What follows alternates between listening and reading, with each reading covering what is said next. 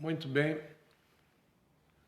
Boa noite a todos aqueles que compartilham conosco essa hora, esse bate-papo gostoso, onde nós vamos gradativamente conversando sobre diversos assuntos, principalmente tendo a parceria do nosso querido amigo professor Ronaldo Gomes. O Ronaldo é um pedagogo, professor universitário, é um psicopedagogo também, fez a sua pós-graduação.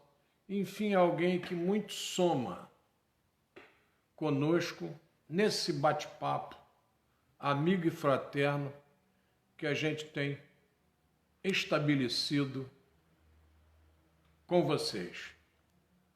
Vamos ver aqui se o nosso amigo Geraldo já está por aí, né? Se já compareceu. A hora que ele comparecer, nós estaremos trazendo para a nossa transmissão ao vivo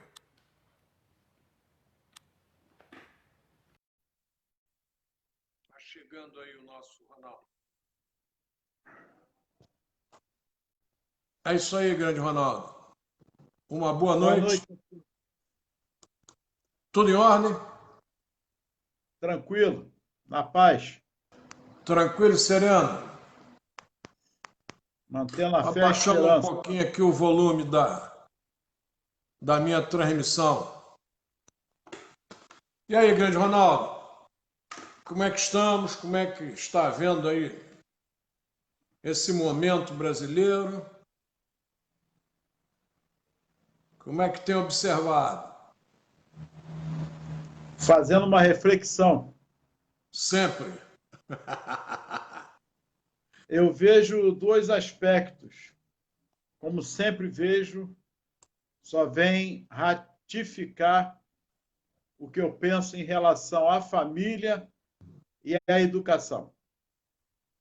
São dois pontos principais, sem as quais, se não for esse o pensamento, peço desculpa aos nossos que nos assistem, mas a família e a educação precisam cada vez mais se fortalecerem, se unirem,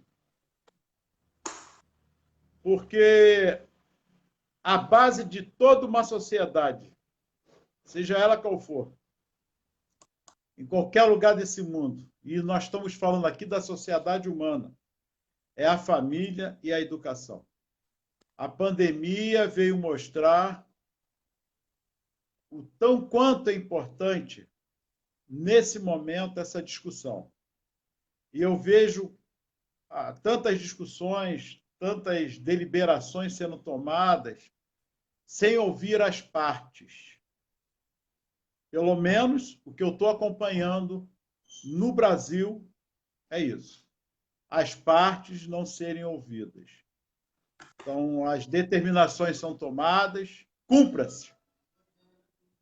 Mas não estou vendo, de fato, a inclusão, que é tão discutida, o respeito, de fato, às próprias leis, tanto na educação quanto no aspecto, como é que eu posso dizer, numa diretiva de norte, uma coisa perdida. Eu não quero entrar no aspecto político, que não é essa a intenção aqui, mas no aspecto da preocupação com a causa maior, que é os nossos educandos. Paulinho, é impressionante que o produto final nosso é o nosso educando, que é uma preparação de um futuro para o país, o seu desenvolvimento, a preocupação com a formação, não só no aspecto cognitivo do desenvolvimento da inteligência, mas principalmente no aspecto moral, onde as coisas parecem estar sendo jogadas. Eu acompanhei pelo Leopoldo, acompanhei na faculdade, acompanhei nas escolas que eu trabalhei, escola alemã, escola judaica. A preocupação com conteúdo, ela faz parte do processo. Eu, às vezes, falo, às vezes, no seu nome, às vezes, com alguns lugares, as pessoas tem que tecer comentário para colocar a pessoa lá em cima. Não, mas eu vi as suas posições como diretor e como professor no aspecto dos limites, não está no aspecto só de jogar o conteúdo, mas no aspecto ali da família com a escola, de trazer os pais à escola, mas mostrar aos pais que a educação na família é principal. O bom dia, boa tarde, com licença. E você colocava isso muito bem às vezes, e eu tenho quase certeza que muitos pais não levavam, esse cara vai querer, eu estou preocupado com a formação do meu filho. Sim, com certeza. Uma boa escola, uma escola de qualidade, que se discute hoje em dia, mas a qualidade passa o quê? Porque tem ar-condicionado, tem rampa para deficiente, é só isso. É o aspecto humano. Onde eu quero chegar é no aspecto da humanização, em que as nossas escolas se perderam com tanto conteudismo, com tanto tecnicismo. E como pedagogo, eu só queria deixar isso claro. Eu não sou contra a escola tradicional. Não, não é nada disso. São discussões que precisamos enxergar na educação como um aspecto. Nós estamos lidando com humanos, com seres humanos.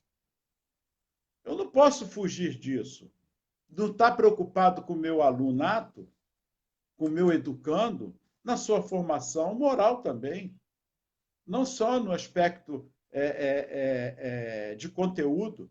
Se hoje muitos alunos chegam, ô Paulinho, meu mestre, a saudade não está só no conteúdo, numa boa formação que a escola deu, mas no aspecto do amigo diretor, do amigo que dava as broncas, porque tem que dar, né, aquelas broncas, e daqui a pouquinho está acolhendo, acolhedora, de ver o outro lá na frente, nessa formação dele. Quantos passaram pelo Colégio Leopoldo? Eu quero dar essa referência. Eu estou aqui diante de um mestre que foi diretor. Aqui ao meu lado, eu estou aqui no nosso memorial. E no nosso memorial também estão os nossos arquivos. Não é só afastar aqui um pouquinho, dá para ver. O memorial vai até lá atrás. Eu ia comentar isso. Aqui está toda a nossa memória esportiva, a memória dos materiais didáticos utilizados, né? Todos os momentos evolutivos do material didático levado aos alunos, mimeógrafo, impressão, tudo que você imaginar está contido aqui nesse memorial. Estou até perto aqui de um piano Pleyel que o professor Leopoldo deu para os sobrinhos. Isso em 1953. E já era um piano antigo, quer dizer, já é um piano aí com seus 100 e poucos anos de existência. 100 e alguma coisa.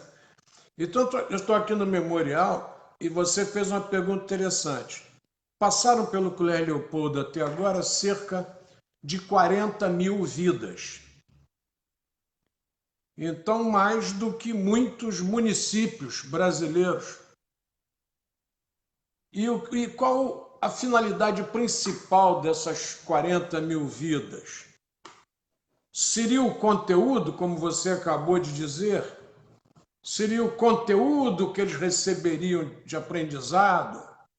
Seria dizer, você vai ser um vitorioso, você vai ser aprovado em concursos?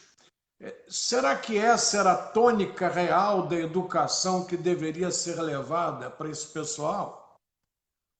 Ou nós deveríamos nos preocupar muito, e o senhor Leopoldo se preocupou muito com isso, professora Marília, professora Leopoldina, professor Nilton e tantos outros que por aqui passaram dirigindo, se preocupando principalmente com a estrutura de caráter dessas crianças. O caráter, antes de tudo, fundamental. Para você ter uma ideia, Ronaldo, o Leopoldo nunca trancou salas de aula. Aí sai para o recreio, tranca a sala. Vai para o recreio, o aluno leva o material. Quer dizer, ele não pode deixar o material em sala. Eu nunca tranquei as dependências da minha sala no colégio. Minha sala fica aberta. E, às vezes, com valores. Os professores deixam o seu material na sala dos professores. Essa preocupação de formação de caráter é fundamental na escola. O aluno escutar a bronca do professor e discordar. Professor, mas o senhor está me dando uma bronca que ela não é minha. E questionar com o professor. A educação passa por aí. Não pelo questionamento grosseiro, ignorante, não. O questionamento natural. Que a criança tem obrigação de ter. Ela tem que questionar. Você vai dar aula para um pré-adolescente, para um adolescente, e ele não vai questionar o professor? Como? É uma obrigação dele, é inerente, você como psicopedagogo sabe disso, é inerente à idade o questionamento. Faz parte. E a escola tem que estar pronta para receber esse questionamento. E nem sempre está. É a gestão democrática. O que é gestão democrática? É a troca de conhecimento, trocas de experiências e o debate. O que é uma escola? Se não um lugar dos debates, das discussões, do aprendizado. Não é eu levar só o aprendizado. É uma troca. Hoje, então, com a tecnologia... E a figura, né, Ronaldo? Você veja só. Pedagogo. Aí o indivíduo, mas o que é o pedagogo? O que é? Nós vamos analisar na história. Quem é o pedagogo? O pedagogo é o escravo que levava a criança à escola. Conduzia ao conhecimento. Concorda, Ronaldo? É isso mesmo. É o condutor. E veio ao longo do tempo sendo descaracterizado. O pedagogo, na verdade, ele vem ser esse que leva, o que tem amor à educação e é um cientista da educação, de fato. Não é só estar preocupado em dar aula, não. Ele vai ser essa ajuda ao nosso professorado em todos os aspectos. Mas, infelizmente, ao longo da história, e você retratou bem que aquele que leva foi o escravo que levava, conduzia, é o conduzir, dar caminhos possíveis no trabalho mútuo de condução, mas que não é só ele, o pedagogo, é uma construção democrática. Senão fica, mais uma vez, sentado a uma mesa, determinando e passando. Mas foi a lida, porque se você conduz, você tem que estar na lida. Você não pode estar alheio às coisas que estão acontecendo e que permeiam aquela escola. Eu falei isso uma vez aqui na transmissão, que numa mesma rua você tem 3 escolas, mas cada uma tem a sua especificidade e realidades com a sua clientela. Eu posso querer até levar, copiar alguma coisa da outra escola e tentar adequar na minha escola. Mas são realidades diferentes. Caminhos podem ser diversificados, mas a educação ela passa numa coisa só: formação de caráter e dar, trazer e trocar conhecimentos. Se eu estiver errado, Esse é o meu pensamento. Se Mas aí você... eu presenciei você aí muitas vezes, o diretor aberto a escolas que você não consegue ter acesso ao diretor. Eu estou falando alguma mentira? Não tem acesso. Tem que marcar a hora. Tem que agendar para falar com o É diretor. difícil. O aluno não pode chegar perto do diretor. Aí ficam os coordenadores perdidos, às vezes, coordenações também perdidas por estar seguindo certas recomendações, porque o diretor não é presente. Ele só determina, mas não está ali no dia a dia daquela construção com os seus alunos, com o professorado, com os pais de aluno, e com o pessoal de apoio, que muitas vezes é esquecido, é à margem, fica à margem o pessoal de apoio. Ou eu estou falando mais uma vez alguma besteira? Que o Nem aluno joga pensar. papel no chão, o aluno joga papel no chão, e acho que tem obrigação, porque tem um faxineiro que vai limpar. Eu já vi isso muitas vezes. Eu falei, não, faz favor, vem aqui limpar. Aí você pega uma informação, você pega uma informação da escola japonesa, onde as próprias crianças cuidam da limpeza de onde vivem, onde trabalham. Aqui uma vez eu recebi um grupo de uma banda de queimados e eles entraram na escola, tocaram, se apresentaram, lancharam e ao final do lanche não havia um papel no chão. Eles mesmos recolheram o lixo e ensacaram. Eu achei aquilo magnífico. Perdoe não me lembrar do nome da escola. Uma falha minha pavorosa, que eu deveria me lembrar sempre. Mas eu vi uma organização por parte daquela criançada fabulosa. E uma organização que nós brasileiros ainda não atingimos. Você vê um evento, acabou o evento, é uma tragédia de pessoas que não se preocuparam em manter o local limpo para si mesmos. Deixa eu só fazer uma pausa. Só para citar aqui as pessoas presentes. Deixa eu comentar aqui. Luizete Pereira de Carvalho, um abraço meu e do Ronaldo aí para vocês. Luizete Pereira de Carvalho, ex-aluna, ex-atleta e até hoje atleta. Só tem um defeito, como eu disse da outra vez, é tricolor, é o único defeito. Um grande abraço para você, Luizete. Ela disse que no Leopoldo tivemos educação moral, cívica, esportiva, cultural e muito conteúdo. Eduardo Gonçalves aí, o Duca. Grande abraço, Eduardo. Obrigado. Helenir Cruz. Os aplausos dela para nós. Muito obrigado.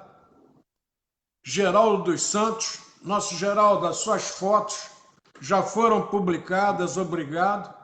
E aquela outra eu vou dar uma fugida amanhã, porque eu acho que aquela ali é a fábrica de tecido dos irmãos Guinle, que era ali entre Queimados e Japeri. Mas eu vou lá conferir, ali na beira da linha velha, onde era a Lagoa Azul, lá do Seu Pedro.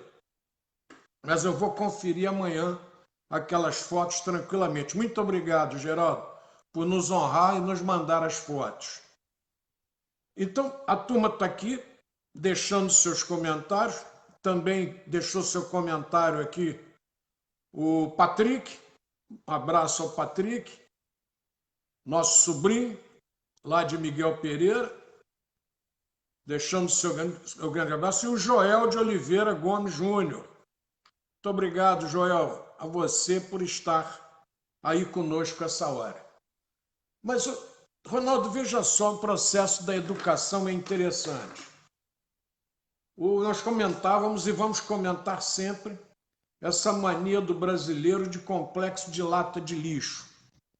de trazer para nós o que tem de pior. Tudo que tiver aí ruim no mundo, traz para a gente. Isso, na verdade, não podemos trabalhar assim. Ah, o Brasil foi a última nação a abolir a escravatura. Mentira. Ah, mas é a última ali da... Quer dizer, o camarada tem que trazer uma coisa ruim e tem que limitar um espaço. Para quem gosta de discutir isso aí, se não me falha a memória, estou ficando velho, a memória pode falhar. Mas não me falha a memória, a última nação do mundo a abolir a escravatura foi a Mauritânia, em 1981. E a escravidão só passou a ser punida em 2007. Olha só que loucura. Vamos mudar o discurso. Vamos parar de tirar tudo que é ruim para nós. Você pega uma nação como os Estados Unidos da América do Norte, foi preciso um Abraham Lincoln para poder acabar com a escravidão nos Estados Unidos. Não é isso? Foi preciso um Abraham Lincoln. Só que no Brasil, Dom Pedro II, a essa época, já não tinha mais escravos. Pedro II, Princesa Isabel, ao contrário do que durante muito tempo se mentiu, que eles possuíam escravos. Não, é mentira. Eles remuneravam seus escravos já. Quer dizer, a cabeça de Pedro II, talvez os monarquistas aí gostam, né, quando eu falo isso, talvez tenha sido o maior dirigente que o Brasil teve em termos de cabeça de cultura, de tudo. Pedro II é um fenômeno. Pedro II lá encontra Grambel, rapaz. Olha só que coisa interessante. Ele encontra Grambel, rapaz. Ele vai à feira nos Estados Unidos, onde se reúnem aqueles que trazem as novidades, e o Grambel não consegue se inscrever, rapaz. Chega atrasado. Então ele fica expondo seu telefone lá de fora. Aí o Pedro II vai lá e quer saber que negócio é aquele. Aí o Grambel mostra, não, isso aqui, a gente daqui fala com quem está lá. Aí eu só fico aí que eu vou lá. Aí o Pedro II fica, o Grambel vai. E o Pedro II, nossa, isso fala, rapaz. E contrata a instalação de uma linha telefônica do Rio de Janeiro a Petrópolis. A cabeça do Pedro II. Verdade. É o cara que pegava negros no Brasil e mandava para a Europa para estudarem. Negro, branco, ele não queria saber. O cara quer estudar e tem competência, vai. Está aí o nosso Carlos Gomes, né? N atividades no Brasil. Você vê o quanto se tem de desenhos no Brasil e de fotografias, que ele também era um adepto da fotografia. Quer dizer, você não precisa fazer muita firula, é só você encarar o problema e partir para dentro com ele. O problema dos Estados Unidos, né?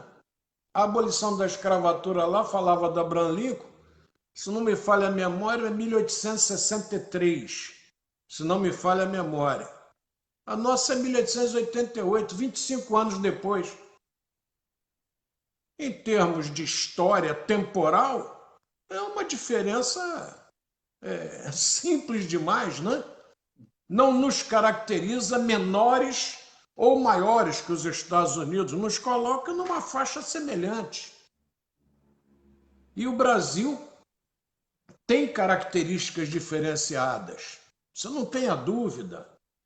Nós comentávamos outro dia a questão do João Cândido, né?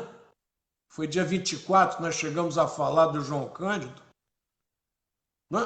João Cândido, estou dando uma consultada aqui na internet, o nosso almirante negro, nascido em 1880, meu avô nasceu em... meu tio, Leopoldo, nasceu em 1891, quer dizer, 11 anos depois do João Cândido. João Cândido se levanta contra a chibata, rapaz, na Marinha Brasileira.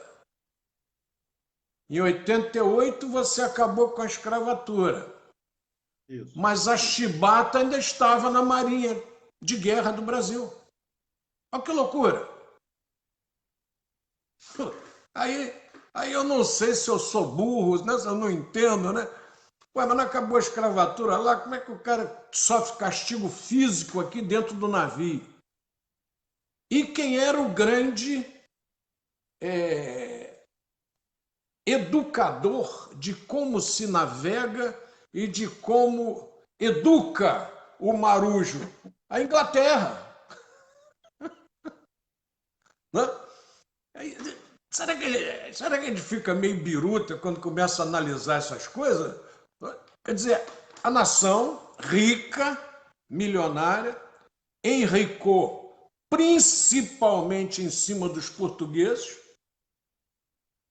A Inglaterra chegava a lucrar 7.000%, vou repetir, 7.000% em cima dos portugueses que iam às Índias para trazer mercadorias para serem vendidas na Europa.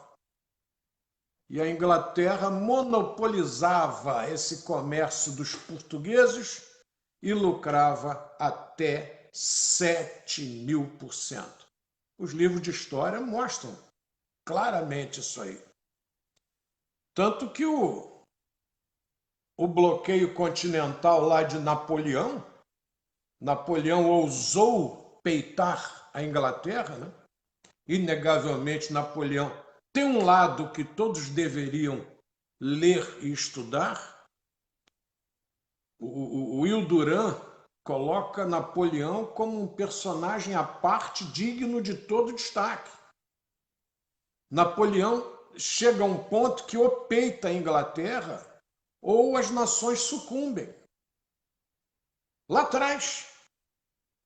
E aí você passa, navios negreiros eram ingleses, assaltos nos mares, os piratas, aqueles que se apoderavam das riquezas de Portugal e de Espanha, principalmente de Espanha, eram piratas ingleses. Está lá Sir Francis Drake, né, que era até amante da rainha. Você tem essas personalidades todas na história e que nós brasileiros insistimos em prestar homenagens àqueles que não nos ensinaram. Você sabe qual é a primeira nação do mundo? Isso aí para todo mundo gosta de militar. A primeira nação do mundo a abolir a escravatura é Portugal. Portugal sai na frente. Eu não sei se em 1761, por aí. Aí o português é burro. Né? Passou para a história aquele negócio do português é burro. Alguém não está raciocinando nessa história. Essa escola, a escola do exemplo, que você se referiu na sua primeira fala, que você que abriu o assunto, né? Você que abriu a explanação, essa escola do exemplo que você se referiu, parece para nós que nós queremos esquecê-la. O exemplo está ali, por que não segui-lo? Simples assim, quer dizer, Portugal participa, mas os ingleses fazem o tráfico de escravos. Olha só, e quem manda no Brasil é Portugal. E aí Pedro I e Pedro II começam a romper com esse trabalho que vem sendo empurrado goela abaixo pela Inglaterra a Portugal. Mesmo assim, Portugal se liberta da questão da escravatura. Sim. E Pedro I só vai a Portugal porque ele vai repor a sua filha no trono português, né? De Dom Miguel, o seu meio-irmão. Ele vai lá só para cuidar desse assunto. E deixa Pedro II. E Pedro II governa aqui, para vocês também que ousam dizer que o Brasil nunca teve revolução, nunca teve guerra, por favor, estudem mais, aprendam mais. A situação brasileira no tempo da independência foi tão séria que nós importamos mercenários para lutarem pelo Brasil. Está lá o Lord Cochrane, né? Está lá o Almirante Grenfell, está lá o Pedro Labatut, né? Pedro Labatut, não vou usar o vocabulário de idioma estrangeiro, mas é o Pedro Labatut, escreve-se com T-U-T. Mas isso foi o Brasil. Não, não. Lafayette também vai lutar pela independência dos Estados Unidos, também é mercenário, sai lá da França e vai lutar pelos Estados Unidos. Eram atitudes normais à época. Por favor, vamos observar. O João Cândido ousa levantar 4 navios contra a Marinha de Guerra brasileira. 4 navios. Negro. Não queremos mais chibatada nas nossas costas. Não queremos mais chicote no nosso lombo. Olha só, e muito tempo depois da abolição da escravatura. Aí a gente fala muito do Leopoldo, e vocês vão me desculpar, porque o seu Leopoldo é um cara diferenciado nesse aspecto. Um abraço também meu e do Ronaldo lá para Rosângela Melo, para o Luiz Antunes, tá? Falando nos portugueses, viu, Eduardo? O que você discordar a ascendência do Eduardo Gonçalves é lusitana, discordou aí, pondera conosco, meu irmão. Um grande abraço. A nossa observação com o professor Leopoldo, por quê? O professor Leopoldo é filho de negro. Negro que lutou lá com Antônio Conselheiro. Quando você pega a história de Antônio Conselheiro, é interessante, Ronaldo, interessantíssimo. A gente tem que dedicar aqui um dia só ao Antônio Conselheiro. Ele consegue, através de sua religiosidade, fazer um bando de fiéis caminharem ombro a ombro e lado a lado com ele. A turma de hoje precisa ler mais. A turma de hoje precisa ler, por exemplo, Euclides da Cunha, Os Sertões. Euclides da Cunha, ele mete bronca o tempo todo, gente. É um bronqueiro. Ele está sempre criticando o sistema. E nós estamos falando de que ano isso? Hein? Que ano nós estamos falando isso? Final do século XIX, princípio do século XX. Eu não estou lá em 1500, nem em 1600, não. Não é? Eu estou bem recente. Então você vai ver o Euclides da Cunha sempre lutando contra. O Euclides da Cunha está indo embora e o João Cândido está chegando nas suas lutas. Euclides da Cunha vai em 1909.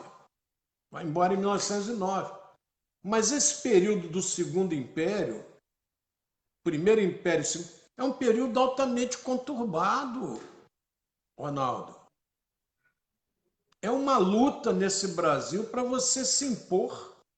Eu gostaria de aproveitar um pouquinho, porque é que as pessoas podem não estar entendendo, mas tá tudo ligado na educação que está inserido por trás disso tudo. Nós poderíamos ponderar aí também dos jesuítas, que fizeram um belíssimo trabalho, ajudando na educação, e que, de repente, veio alguém e cortou, deu um cortezinho, nesse período que foi o marco da educação. Então, é preciso a gente reflexionar também sobre esse aspecto. Quem foi que deu esse corte e direcionou a educação para outros meios? Está mais ou menos inserido nesse período aí. Alguém lembra? Realmente, eu não gosto de eleger o cara que fez. É um contexto, concorda? Sim. Esse negócio de dizer foi fulano, foi. Não, é um Não, contexto. um contexto. São vários fatores. Pedro II, está aí o Colégio Pedro II, um cara que se preocupa em trazer a faculdade, em trazer um colégio de excelência para o Brasil, etc. É um cara que pensa na educação. Não há como olhar para Pedro II de maneira diferente. Ele Nem é um pode. cara que pensa na educação, pensa na cultura, ele tem uma cabeça privilegiada. Talvez o indivíduo, quando fosse presidente do Brasil, devesse estudar primeiro a história de Pedro II, depois se transformaria em presidente. Pelo menos tinha informação como Pedro II pensava. O príncipe regente Dom João, depois Dom João VI, também tinha uma cabeça desenvolvimentista. Ele pensava no desenvolvimento também. Não era um camarada, aquele filme do Marcos Nanini, eu não aguento nem ver. Viu, Ronaldo? Aquele Dom João que eles colocam naquele filme, eu não gosto nem de observar, porque não tem nada a ver com a realidade. Aquilo é de uma infelicidade assustadora. E a maioria das nações do mundo, elas contam a história observando os ângulos fortes dos seus. Nós, às vezes, queremos encontrar os ângulos negativos dos nossos. É uma história que não constrói. É isso aí. É uma história que destrói. E esse senso de destruir tem consequências. Eu tô no mesmo raciocínio do Ronaldo, tá, gente? Estou falando de educação. Do contexto da educação, como constrói o positivo e o negativo. Essa escola de Pedro II vai gerar um João Cândido, que acha normal lutar por suas ideias. Essa escola vai fazer com que o Euclides da Cunha também peite o sistema. Ele peita o sistema. Escola Superior de Guerra, Euclides da Cunha, peita o sistema. Por que ele peita o sistema? Porque é uma característica de senso de liberdade. Você ocupa o poder pela força. Aquele que foi educado com Dom Pedro II a entender o raciocínio, a lógica, a cultura, etc., que tem uma educação, podemos dizer que a base da Europa, podem falar o que quiserem, podem falar o que desejarem, mas que é um momento de ouro da cultura brasileira, com Pedro II. O cara que se educa ali, ele peita o sistema. E aí você vê que é um imbróglio que não se arruma. Você conta a história de Deodoro, tem N versões, não vou nem entrar, porque são situações até não muito belas. Depois você tem já um conflito com Floriano Peixoto, que é o Marechal de Ferro, e que já conflita com o Deodoro. E aí nós vamos ver se a gente bota um civil para arrumar as coisas, entra Prudente de Moraes. Mas você vai verificar que com João Cândido, ele entra em conflito com Hermes da Fonseca, outro militar que assume o poder. Então, essa questão de você impor a sua ideia para pessoas que foram educadas a raciocinar é complicado, Ronaldo. Né? Aí está Concorda ou chegando, discorda? tá chegando no ápice do assunto, no pico. Que virou moda agora é o pico. Por quê? Será que de fato, Eu acho que a gente ainda está no vale. será que de fato o sistema quer um povo esclarecido? Boa pergunta. Será? É uma pergunta que se faz. Ou que mantenha-se. Anísio Teixeira falava uma coisa importante, que tinha que se tomar cuidado com tudo que é novo, dentro da educação, agora vai se inovar, ou se de fato por trás disso, dessa falsa transformação, não está uma maneira de controle social. É preciso tomar cuidado. Uma coisa é você abrir o leque, ter a liberdade, da liberdade de pensar, de discutir, o que nós estamos fazendo aqui, debater. Será que o sistema, ao longo dos tempos da história, e que estiveram à frente, querem de fato um povo esclarecido, conhecedores dos seus direitos e deveres? Eu só colocaria o contrário aí. Conhecedores dos seus deveres e direitos.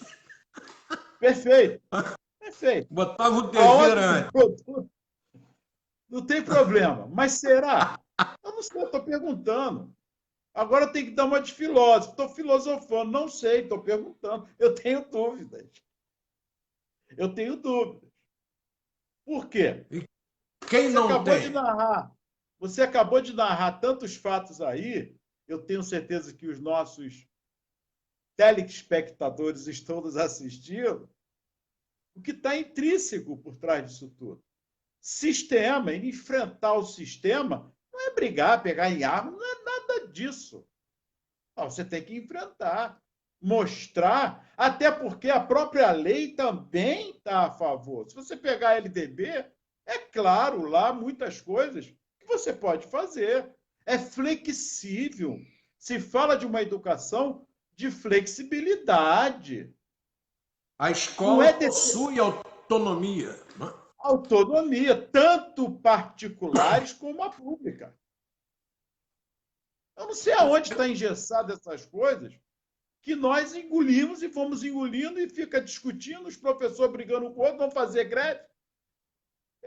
É complicado. Eu pergunto, será que nós, professores, estamos acordados, realistas, despertos do que é a lei? Pegaram a LDB, PCN, BNCC, criam tantas coisas. Vamos na lei, de fato. O que que pede? Autonomia. Nós temos autonomia. Está aí agora com a pandemia, temos autonomia de fazer as coisas, seguindo algumas determinações, mas tendo autonomia interna da flexibilização, até porque agora, em fevereiro, houve uma brecha dos 200 dias letivos. Olha como é que é importante. Nós estamos chegando hoje, vamos voltar lá atrás depois. Isso aqui é bacana, essa discussão. Está aí aberto. Mas ficou lá esquecido, agora estão discutindo, faz, não faz. E os excluídos? Fala tanta inclusão, Paulinho, mas está havendo tanta exclusão nesse momento. É complicado. Aí eu pergunto, será que de fato estamos abertos e o sistema está de fato querendo que o povo seja esclarecido? É uma pergunta. Eu tenho Mas dúvida. você tocou num baiano aí. Nós estamos falando de um baiano que é seu Leopoldo. Aí você me traz outro baiano que é Anísio Teixeira. É isso aí. Você puxa outro baiano. Esse cara, que segundo Leonel Brizola, segundo Darcy Ribeiro, é o cara que idealiza as escolas que o Brizola vai chamar de brizolões, né, que são os CIEPs, e que hoje estão integrados ao sistema educacional. Hoje, quando você tem uma escola que foi do Brizola, é CIEP Brizolão tal. Você anexou o vocábulo à questão da escola, que é a escola de regime integral. Mas o problema da escola é que ela chega, tem um traçado, e depois, alguns depois começam a cortar esse traçado. Quando minha esposa entrou, minha esposa e minha irmã prestaram um concurso de 1973 para o município do Rio de Janeiro e entraram no concurso. A minha esposa assume uma escola e já eram escolas integradas com as outras escolas da região. Isso já ali no finalzinho, são aquelas escolas que o Lacerda fez.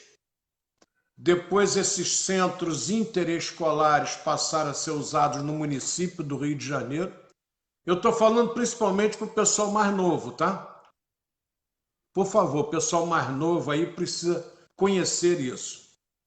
Então o aluno tinha a sua aula regular na escola, português, história, geografia, e à tarde, nesses centros interescolares, ele se misturava com alunos de outras escolas após o almoço, que aí não era dado pela escola, normalmente era em casa.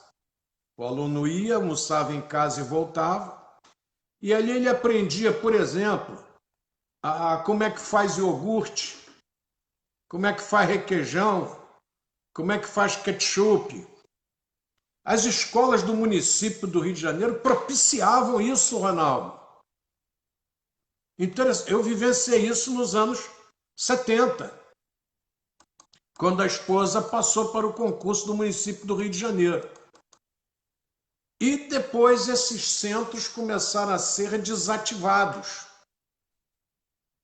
Quer dizer, você teve uma proposta do Anísio Teixeira, que chegou ao governo Marcelo Alencar. O Marcelo Alencar depois começou a desativar esses centros. E minha esposa chegou a trabalhar numa escola em Acari, e eu ia buscá-la sempre, e era realmente já um clima complicado, mas eu ia fazer questão de ir, de conhecer. E algumas diretoras assim sensacionais, que mantinham uma linha de respeito com aqueles que tentavam dominar a sua escola. Maravilhoso. Eu conheci algumas dessas diretoras.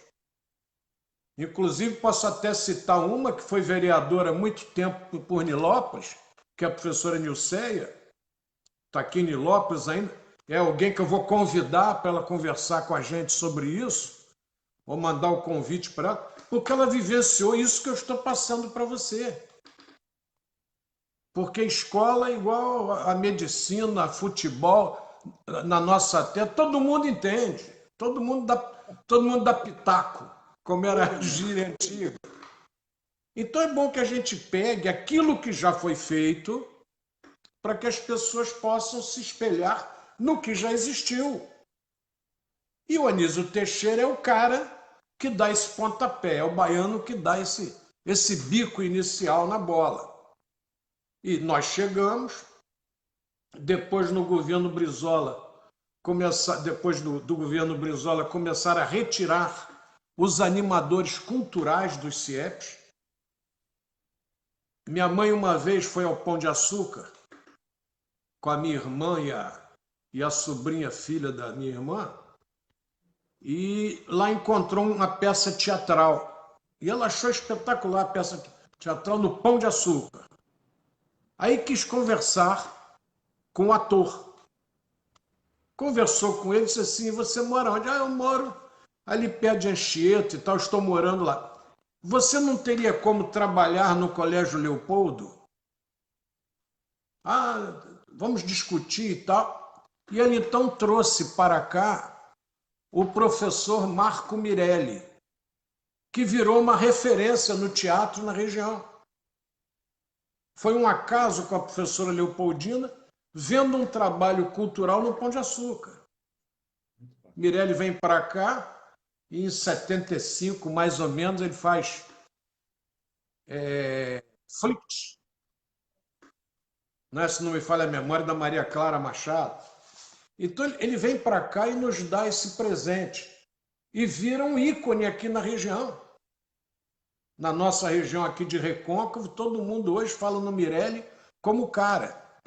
Mas é a cabeça da dona Leopoldina de ter trazido.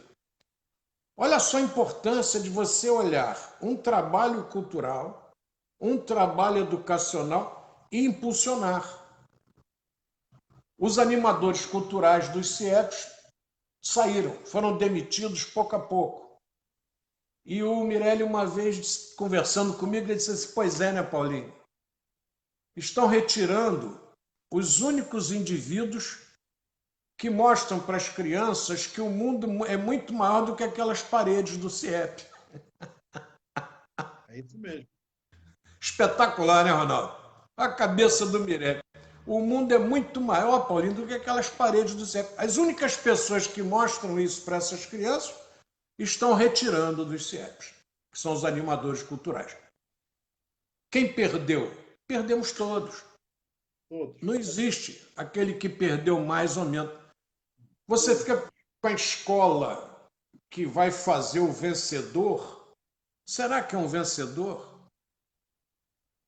Será que hoje os primeiros colocados em concurso que chegaram e demonstram hoje de forma clara que são contra negros, que são contra a democracia, que são a favor de arbítrio?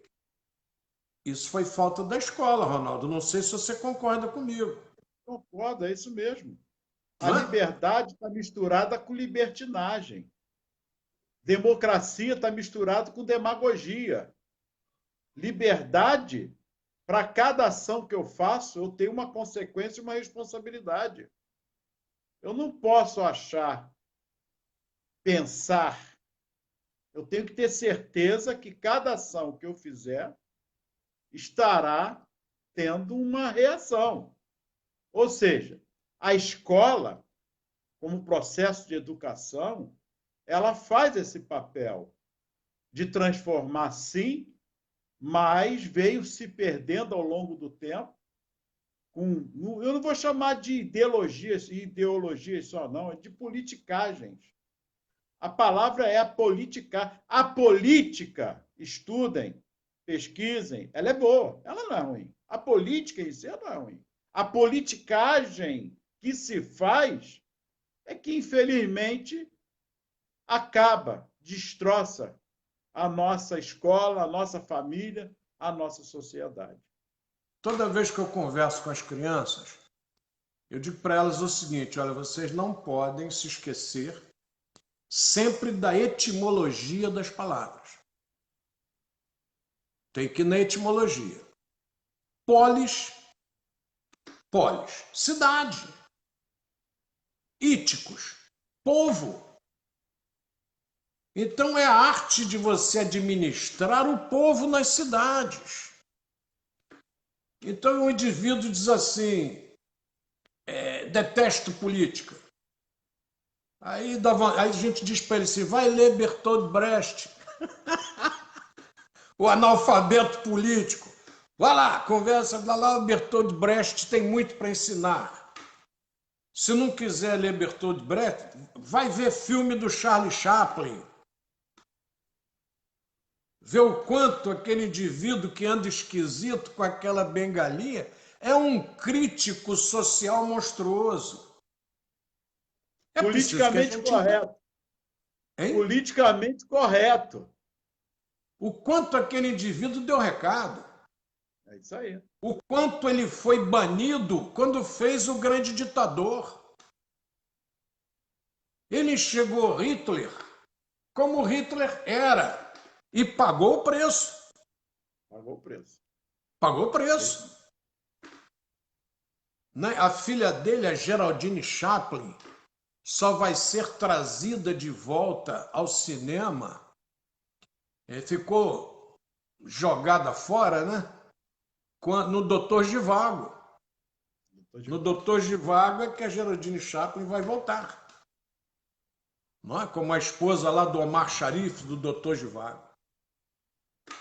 Então essa ótica importantíssima, nós não podemos esquecer. Ronaldo, deixa eu fazer só uma pausa aqui. O Eduardo Gonçalves, outra vez, muito bom, Paulinho. A etimologia é fundamental para o entendimento. A Luizete de Carvalho diz que lembra dele. A Thalita Pequeno Mateus diz que falta educadores com meu perfil. Elizabeth Santos, faltam pessoas capacitadas e habilitadas para tratar da educação. Eu vou discordar. Eu acho que nós temos N pessoas capacitadas e habilitadas. Perdoe discordar, tá, Elizabeth? Agora, acho que essas pessoas também não são valorizadas. As pessoas não buscam a conversa. Eu acho que nós temos muitas pessoas capacitadas, não tem a menor dúvida. N profissionais capacitados, mas nem sempre lhes é dado o espaço. Graças a Deus eu tenho meu espaçozinho aqui de internet, tenho meu espaço de colégio, tenho amizades como o Ronaldo que podem me ajudar, mas nem todo mundo tem, Ronaldo. Não é isso? Complicado. Complicado. Eu tenho professores na escola que quando nós entramos na pandemia, tem que dar aula no celular. Ah, eu não sei não, eu não... A primeira colocação é de não encarar. Eu digo, não, vamos embora, vamos fazer e tal. E daqui a pouco um faz, o outro faz, daqui a pouco se desinibe. Nós temos muita gente capacitada. Eu, por exemplo, me orgulho de trabalhar com muitos capacitados. Tem hora que eu me sinto até pequeno demais. A minha diretora aqui, a professora Mara Lúcia, ela tem uma desenvoltura com as crianças anormal. E a cada dia eu aprendo com ela. Eu não falo para ela não, para ela não ficar metida besta. Não é brincadeira, camarada. Mas ela sabe o quanto ela ensina para a gente. E o quanto a gente tem que ter humildade para aprender, né, Ronaldo? Quantos profissionais estão aí esquecidos? Esquecidos mesmo. Sem poder estar... Eu acho que o que a Elizabeth quis dizer é que muitos estão aí desqualificados, mas foram colocados, enquanto muitos aí, ótimos, excelentes profissionais, podem estar à frente do trabalho. Mas você estava falando aí, eu me lembrei de uma coisa aqui. Quantas escolas já fecharam, antes mesmo da pandemia? Quantas escolas já fecharam suas portas? Particulares e algumas até públicas, que não suportaram tanta politicagem ao longo do tempo. Tantas leis determinando que praticamente para fechar as escolas. Porque é imprescindível que, como você falou antes, mas que se respeite a escola, discuta. Mas tanta gente dá o pitaco onde não tem o mínimo de conhecimento do que está falando. É complicado. Agora, na pandemia, eu escrevi aí, eu não quero saber de opiniões de A ou de B. Não me interessa. Contra fatos só tem uma palavra: responsabilidade. E é o que eu tenho, e é o que temos que fazer. Devemos seguir as normas do poder público da saúde, que determina isso. Vamos fazer de fato. Se eu não é pandemia, eu não tô. Eu sou médico? Não, eu não posso dar pitaco, eu não sou médico. Mas na educação é a mesma coisa. Falam absurdos e mais absurdos, jogam as coisas, não querem saber para onde o que vai acontecer. E é o que está acontecendo. Quantas escolas, eu fico emocionado, fecharam as suas portas. Fecharam as suas portas. E aí fica a criança ping-pong, que não sabe os pais para onde vai botar. Desemprego está absurdo. O problema é mais sério do que a gente pensa. Eu não quero entrar num outro assunto, mas assim, quantas escolas, Paulinho, fecharam as suas portas? É de doer. Eu faço parte lá da DESG, do sistema DESG-ESG, Associação dos Diplomados da Escola Superior de Guerra. Fiz o curso em 95 e peitei, discuti com o pessoal. Eu tive atritos pelas normas aplicadas, tudo, que eu faço parte dessa escola. A escola que reivindica, que quer modernidade. Então, a gente se reúne no Rio de Janeiro uma vez por mês. E a nossa reunião era ali no Clube Naval, que fica exatamente na Rio Branco, antes do Teatro Municipal. Ontem, vendo o Fantástico, eu tomei um susto, porque eu vi a proprietária do restaurante O Navegador, que é onde nós nos reuníamos, já com tudo desmontado, dizendo que vai fechar, que já fechou, inclusive. Estava lá um cearense, que eu brincava muito com ele, porque o cearense é o povo brasileiro que mais migra. Eu brincava sempre com ele, onde a gente vai no mundo tem um cearense e tal. Brincava muito com ele sobre isso, e ele é que deu a entrevista quase chorando no Fantástico. O momento é difícil, mas nós estamos aqui discutindo opções, discutindo o que pode ser feito. E não é querendo ensinar nada de novo, é simplesmente olhando o passado. O passado já nos dá aula. Não há necessidade de novidades. Eu morro de rir quando aparecem os tecnocratas e tal. Me dá vontade de rir. Não, mas isso aí já foi usado, isso aí não é novidade. Não é? Você vai repetindo isso para a pessoa. Hoje, esse é o momento. Ronaldo, vou te pedir para se despedir da turma, porque nós extrapolamos hoje. Bateu uma hora certinho.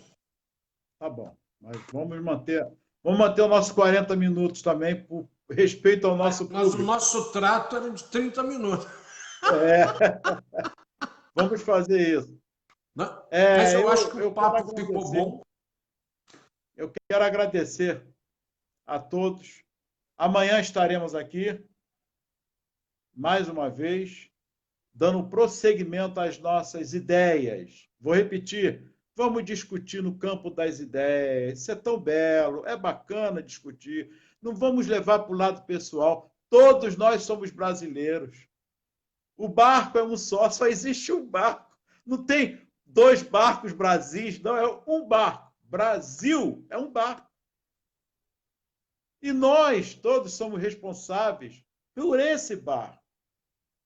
É o anal que depende de nós profissionais educadores, as nossas crianças, nossos jovens, para a preparação do nosso futuro. Começou ontem, não está começando hoje. Hoje é o prosseguimento, é um segmento para frente. Ainda há tempo de nos transformarmos, juntando as nossas ideias. Das ideias, discutirmos, mas chegarmos a um denominador comum, que é uma palavrinha básica: empatia. Só isso, empatia. Não tem cor de pele, não tem cor de A ou de B. A raça é uma só. A nossa, humana. E a nau é uma, Brasil. Obrigado, Paulinho. Obrigado, Ronaldo. E eu queria agradecer. São 49 curtidas. Eu quero pedir desculpas que eu não estou vendo todas aqui.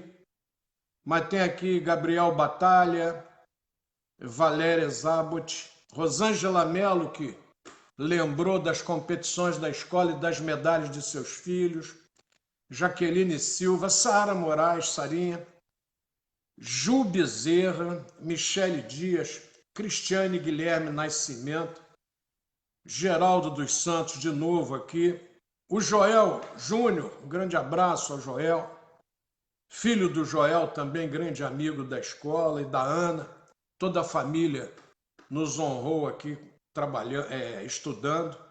Um grande abraço a todos vocês. Esperamos que essa horinha de bate-papo tenha ajudado alguma coisa. E eu estou arrumando, o Ronaldo, para que a gente coloque esse nosso bate-papo simultaneamente no YouTube, no Instagram, para você poder ampliar o leque de pessoas. E queria pedir a vocês que, por favor, se tiver alguma crítica, mande para a gente. Se tiver alguma observação, aquilo que você disse eu não concordo, acho que, por favor, será muito bem-vindo. Não pense aqui não tem ditadura, aqui não tem dono da verdade, aqui não tem nada disso. Aqui nós trocamos ideias, só. Eu fiz pedagogia depois, eu fiz pedagogia na pós, fui fazer supervisão escolar, administração escolar, orientação educacional, tudo na pós. E o Ronaldo já batalha nessa linha direto nas universidades. E ele sente essa dificuldade mais perto no nível superior. Eu nunca trabalhei no nível superior. Trabalhei sempre até o ensino médio. Aliás, Ronaldo, descobri não. A minha primeira autorização para lecionar história é de 1969. De forma que depois renovei em 70. Quer dizer, há 50 anos que eu discuto história, que Deus me permitiu discutir história. E me permitiu ser sobrinho do Leopoldo, filho de Dona Leopoldina, professor Newton, com essas cabeças na frente, iluminando o caminho. Isso facilita muito, rapaz. Não é? Tive um irmão mais velho que adorava a história da região. Então você vai olhando a irmã, que tem uma história na educação no município do Rio de Janeiro. Então você vai tocando o barco e vai recebendo deles essas bênçãos. Muito obrigado a todos vocês. Muito obrigado ao Ronaldo. Ronaldo hoje falou muito, graças a Deus. Eu não sei se eu que estava calando a boca do Ronaldo. Não é isso, atrapalhando a fala dele, mas hoje, graças a Deus, ele abriu a fala mais. Nós temos que aprender a ouvir falar e aprender a ouvir. Isso faz parte. Ué, não é isso? Ouvir Claro. faz parte do processo. E falar, é isso aí. É isso aí. Um grande abraço a todos. Jesus abençoe. Amanhã, 10h30, se Papai do Céu assim o permitir.